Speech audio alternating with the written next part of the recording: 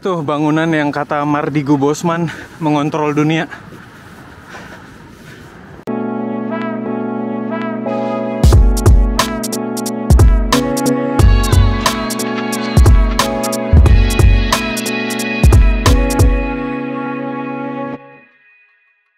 Halo teman-teman semua, balik lagi bareng aku Syarif Sapata, masih di Sapa Daily, dan ini edisi ke-25.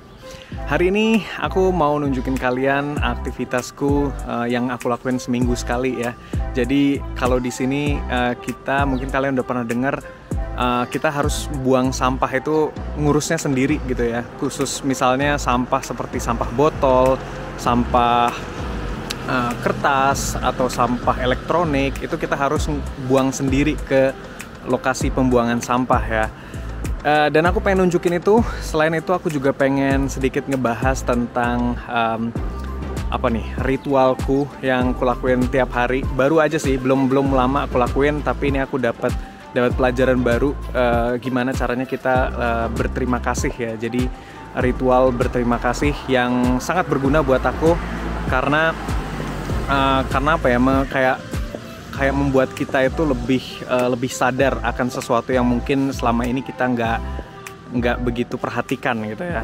Yaudah, aku tunjukin sedikit jalan-jalan kita sampai ke lokasi pembuangan sampah tadi, terus habis itu nanti kita cerita-cerita ya pas kita makan mungkin ya. Yuk.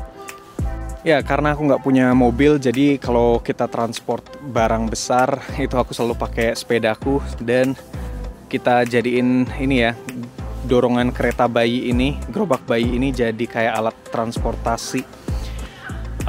Ya ini praktis banget, selain bisa buat mentransport bayi, kita juga bisa bawa barang-barang besar. Ini kayak yang ku bilang tadi, botol-botol gitu sama botol gelas, itu harus kita transport sendiri, harus kita buang sendiri ya. Tuh botolnya banyak ya. Terus karena nanti aku mau ke kantor juga, jadi aku taruh tasku di sini. Tuh taruh tas, dan ini ada monitor ya, iMac. Karena aku sempat ada proyek yang aku harus bawa iMac dari kantor, tapi ini karena proyeknya udah selesai, jadi kita kembalikan ya ke kantor. Kereta bayi itu yang cukup cuman buat satu anak ya sebenarnya, dan ini dari merek Thule. Dan build quality-nya keren banget menurutku ya. Jadi bener-bener rapih, dan di belakangnya juga masih ada tempat buat naruh barang. Selain itu, ini bener-bener multifungsi banget. Selain kita bisa nyantolin ke sepeda, ini juga kita bisa pakai buat jalan kaki. Kalau roda ini kita taruh di situ ya. Selain itu juga kereta bayi ini bisa kita pakai buat jogging teman-teman. Dan kalian udah pernah lihat ya. Kalau jadi ini ada semacam extensionnya yang mana kalian bisa sangkutin satu roda jadi di tengah gitu, nanti ada rodanya, dan itu lebih cocok buat jogging ya, karena lebih aman. Ya gitu setupnya ya. Dan cuaca hari ini bagus banget, suhunya cuma 3 derajat aja ya. Tapi 3 derajat kalau ada matahari kayak begini tetap asik ya, nyaman buat kita keluar naik sepeda. Ya karena kita bawa banyak barang, jadi harus agak pelan-pelan ya.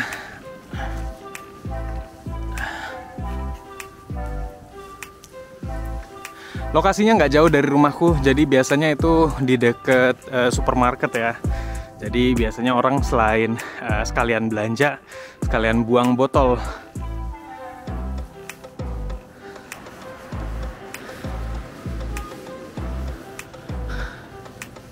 Mungkin dari ngeliat Sapa Daily ini kalian jadi tahu ya kota Basel secara keseluruhan. Karena kota Basel sebenarnya kecil teman-teman. Jadi kurasa kalau kalian bikin map itu udah nyambungin ya dari semua footage yang ku publish. Ya ini dia teman-teman lokasinya, kita udah nyampe ya. Jadi kayak box-box gitu, dan kita bisa buang botol kita di sini ya. Oke, kita keluarin. Nih tasku taruh sini dulu aja. By the way, ini salah satu minuman air kelapa muda yang paling aku suka ya, karena rasanya benar-benar otentis banget teman-teman. Dan ini nggak ditambahin gula, nggak ditambahin apapun ya. Jadi benar-benar langsung fresh dari kelapa. Harganya cukup mahal tapi teman-teman. Ini kurang lebih 5 Swiss franc atau sekitar 70.000 rupiah ya satu botol ini, dan isinya cuman berapa nih? 400 ml, 470 ml aja ya. Jadi lumayan mahal lah buat air kelapa muda. Oke, ini yang harus kita buang ya.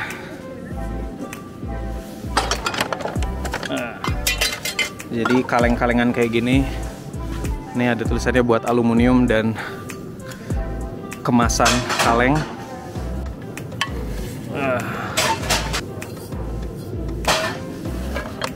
Oh ya, aturannya di sini biasanya tertulis cuman boleh dari hari Senin sampai Sabtu dari jam 7 sampai jam 8 malam ya. Jadi nggak boleh di luar jam itu karena cukup ribut teman-teman kalau kalian buang botol di sini ya. Nih misalnya botol ini ada loh, tepatnya wise glass. Wise glass itu gelas yang transparan gini ya. Nah kan cukup keras kan. Oh ya, BTW kalau baterai itu terpisah ya teman-teman. Jadi baterai disediakan tempat khusus karena baterai termasuk barang yang berbahaya ya. Jadi harus dipisahin. Jadi kontainernya dipisahin bener sesuai warna gelasnya ya. Kalau ini warna hijau, gelas hijau. Ini buat gelas yang ada warna transparan, maksudnya gelas yang transparan. Dan ini gelas yang warna coklat ya. Biasanya wadah minyak itu gelasnya coklat ya. Ya udah, sekarang kita masuk ke dalam karena ada botol-botol plastik, dan botol plastik ini juga terpisah ya buangnya teman-teman. Iya teman-teman, jadi ini kita di dalam supermarket, dan kalau buat plastik botol disediain tempat khusus ya. Dan ada lubang-lubang kayak begini teman-teman. Kita bisa masukin botolnya ke sini.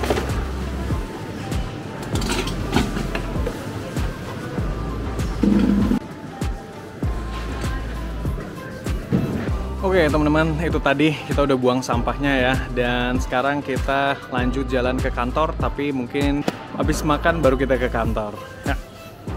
Ikut yuk.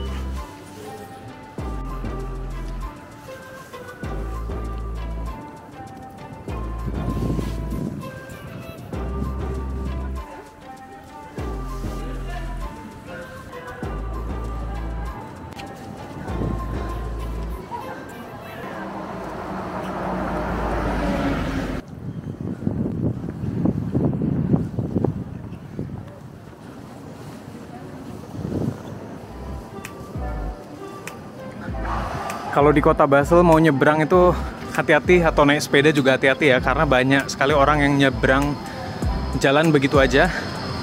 Jadi harus fokus banget karena pejalan kaki itu prioritas utama teman-teman.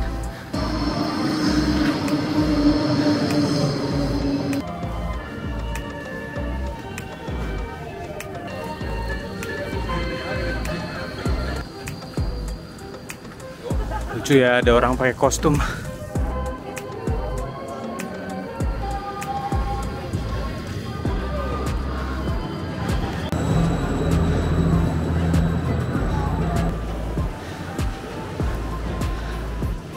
Salah pakai kostum aku ini, panas ternyata. Kalau naik sepeda pakai jaket tebel kayak gini. Ini ada rel tram di tengah jalan, ini bahaya banget teman-teman. Bisa kalau ban sepeda kalian kecil. Ini salah satu penyebab kecelakaan nomor 1 nih. Tuh ada orang parkir sembarangan kena tilang. Oke, kita udah di tengah taman kota, dan di sini kita nggak boleh naik sepeda ya. Jadi harus ditenteng.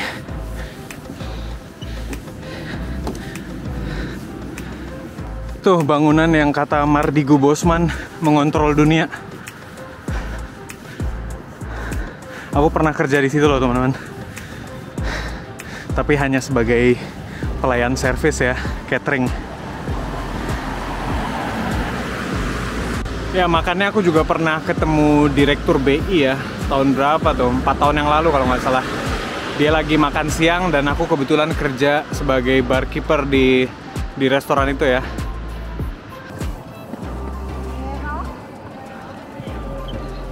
Ya kita makan siangnya kebab aja ya, cepat dan enak.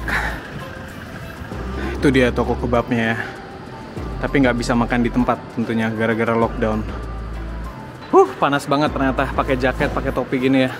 Aku cari tempat makan dulu. Kalian udah pernah lihat kan kebabnya, jadi nggak perlu ku tunjukin ya. Oke guys, aku tunjukin lagi deh kebabnya. Nih, daging semua. Daging semua isinya, banyak ya. Enak. Aku kalau pesen kebab kayak ini selalu yang ekstra pedes ya. Jadi dikasih cabai tambahan sama dia. Ya teman-teman, ini suasana di tengah Marktplatz atau Balai Kota Kota Basel ya. Jadi suasananya udah suasana Natal, lampu Natal di mana-mana. Tuh, jadi ini view 360 derajatnya kurang lebih. Ya, jadi yang mau saya ceritain topiknya yaitu tentang ritual yang saya lakuin belum lama ini sebenarnya, tapi saya pengen nyobain minimal 7 hari ya. Saya lakuin setiap hari di sebelum tidur sebenarnya baiknya ya. Ini saya ambil dari videonya Joe Dispenza kalau nggak salah namanya ya. Jadi metodenya itu sebenarnya simple banget. Salah satunya adalah sebelum tidur kita coba melis 10 hal yang menurut kamu patut kamu berterima kasih gitu. Bersyukur kepada Tuhan Yang Maha Esa ya. Jadi ini sebenarnya nggak terikat agama apapun. Jadi walaupun apapun agama kalian, kalian bisa melakukan ini. Jadi intinya adalah gimana kita belajar bersyukur gitu kan. Dan 10 hal. Dan ini udah saya lakuin dan dampaknya luar biasa ya, karena ketika kita mencari 10 hal ini itu kita juga jadi ikut berpikir dan ikut merasakan ya, kita melihat lagi, mencoba membayangkan lagi apa yang udah terjadi pada hari itu, dan terus satu-satu kita bayangin. Dan dari mencoba untuk mencari 10 hal tadi ternyata jadi semakin bersyukur lagi gitu. Semakin merasakan bahwa memang hal-hal yang udah kita alamin itu tadinya mungkin biasa aja, kayak kita mengalaminya tapi kita nggak menghayati gitu kan, nggak berterima kasih. Tapi ketika kita lakukan mencoba menuliskan 10 hal yang kita bersyukur tadi, itu kita kayak mereplay satu hari kita, dan kita semakin merasakan gitu ya, dan benar-benar terasa bahwa ternyata hidup kita itu bagus ya, ternyata hidup kita itu tidak seburuk yang kita bayangkan. Dan dari situ kita belajar berterima kasih, belajar bersyukur. Dan ketika kita bersyukur itu kita lebih terbuka terhadap hal-hal yang baru ya. Kalau kita bersyukur maka kita siap untuk menerima hal-hal yang lebih baik lagi buat kita gitu. Kalau dipikir-pikir lagi ternyata banyak hal-hal yang positif, yang bermanfaat yang sudah terjadi di hari itu. Ya, itu jadi tantangannya coba kalian lakuin juga 7 hari berturut-turut. Setiap malam sebelum tidur kalian coba cari hal-hal apa aja, 10 hal yang membuat kalian bisa bersyukur ya. Oke, ini saya bacain sedikit apa yang saya tulis kemarin ya. Ya, saya bacain yang 5 pertama aja ya. Jadi yang pertama itu saya bilang bahwa saya bersyukur bahwa saya memiliki keluarga kecil yang sangat respectful ya terhadap satu sama lain. Jadi bagaimana perilaku saya terhadap istri saya, terhadap perilaku istri saya terhadap saya, dan perilaku anak saya terhadap saya, dan sebaliknya itu sangat penuh respect gitu kan. Jarang kita marah-marah, jarang kita harus berteriak, jarang kita merasa kayak kok nggak ngerti gitu kan. Itu jarang ya pada hari itu, dan itu membuat saya bersyukur gitu. Punya keluarga yang saling menghormati satu sama lain. Yang kedua adalah bahwa saya bersyukur saya bisa hidup secara sehat, saya bisa mengkonsumsi hal-hal yang sehat, dan juga saya bisa melakukan olahraga secara rutin gitu ya. Itu saya juga sangat bersyukur sekali. Yang ketiga adalah bahwa saya bisa hidup tanpa harus banyak memikirkan masalah keuangan. Jadi karena saya merasa cukup gitu kan secara finansial, dan itu membuat saya sangat bersyukur sekali. Saya tahu banyak orang yang masih harus pusing karena masalah keuangan, dan saya tidak punya masalah ini, makanya saya sangat bersyukur ya. Dan keempat, saya sangat bersyukur juga karena anak saya kemarin itu sangat banyak progresnya ya. Jadi dia baru bisa berjalan, dia udah mulai bisa ngomong. Itu padahal umur dia baru 1,2 tahun, 14 bulan ya. Jadi sangat cepat gitu perkembangannya, dan itu saya sangat berterima kasih dan bersyukur sekali. Dan kelima, kemarin saya jalan-jalan naik sepeda sama istri saya, sama anak saya, dan saya merasakan bahagia sekali ya dengan bisa naik sepeda. Itu saya senang bisa keliling kota naik sepeda, dan itu membuat saya bahagia.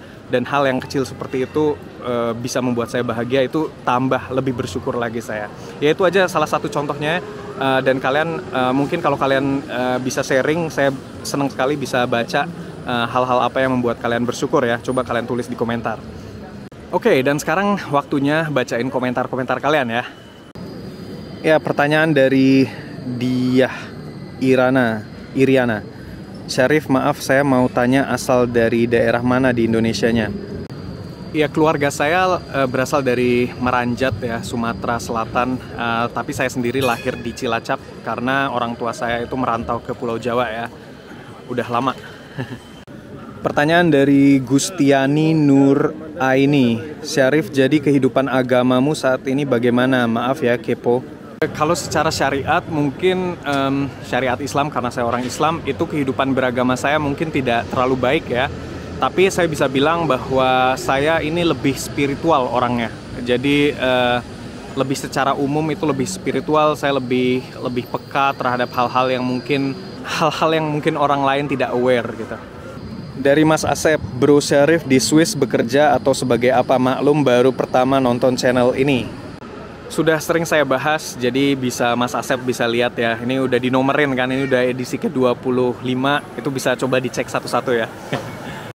Dari Wiwin 13, Mas Syarif di Swiss warganya juga ada yang ngajuin kredit di bank atau di finance gitu nggak ya, kayak di Indonesia?